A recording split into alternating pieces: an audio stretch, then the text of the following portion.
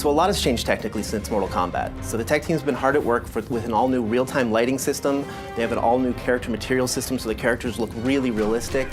We have multi-threaded the renderer, so we can just sort of render more stuff on screen, so the game looks really incredible. Our engineers have really pulled out all the stops and are squeezing every bit of performance that we can get.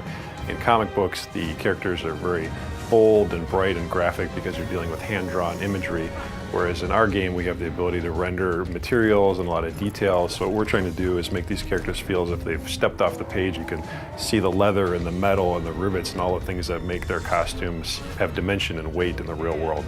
A lot of the action in Injustice is over the top. We have people grabbing cars and throwing them at people. We have people bouncing off objects all around the arena, and there's nothing more cinematic in the game than our super moves. Our super moves are these really big kind of blockbustery events that would probably blow out the budget on a summer blockbuster. So our mantra for this game has always been, this is the big blockbuster summer movie that you've always wanted to see with superheroes. The environment choice in Injustice is just as important as the character choice. We have several interactable zones spread out among each one of the environments, and they're not cookie cutter, they're not placed in the exact same place for each environment. So depending on your style of gameplay, you're going to want to pick an environment that kind of eases towards your style of gameplay. We have multiple levels on many of the arenas as well, and every time you play the game, it's going to be a little bit different. The button layout has changed in Injustice from Mortal Kombat. First, we got rid of the block button. You now hold back to block for all attacks. Also, 3 attack buttons, light, medium, and hard.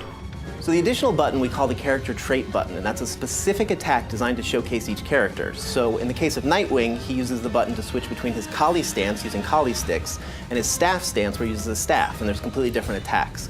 In the case of Cyborg, he uses the button to sort of charge up his health, so you're going to get different effects for every character. The combo system in Injustice will feel very familiar.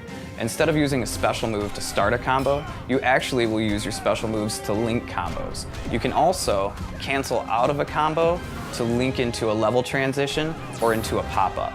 DC's been incredibly supportive on this project and actually pushing us to take things farther than we ever thought we'd be able to get away with. Superman in particular was fun to work on. We had a lot of freedom with trying things as far as materials and adding little armor bits and playing with the way that his logo ties into his cape, things like that, which normally you'd think you wouldn't have the freedom to play with such an iconic character, but DC was very supportive the whole way. The coolest thing about working on Injustice is obviously learning a lot more about the DC lore.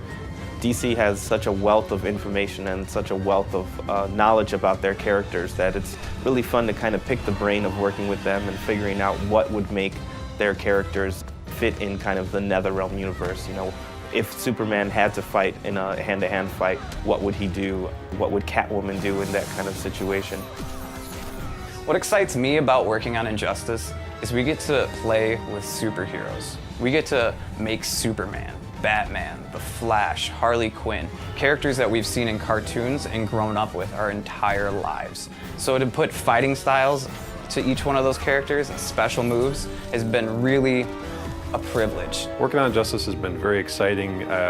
I'm not the only comic book fan on the team, and for all of us, this is a lifelong dream to be able to work with these iconic characters that we've been reading about and thinking about all our lives, and to actually have a chance to put our stamp on it is a really exciting opportunity. So my favorite part about working on Injustice, and this is going to sound sappy, is I get to work with 2 great teams. I get to work with the NetherRealm team who made Mortal Kombat and the amazing talent here, as well as the awesome talent at DC Comics. And sort of that marriage between 2 awesome teams is what really keeps me coming to work each day.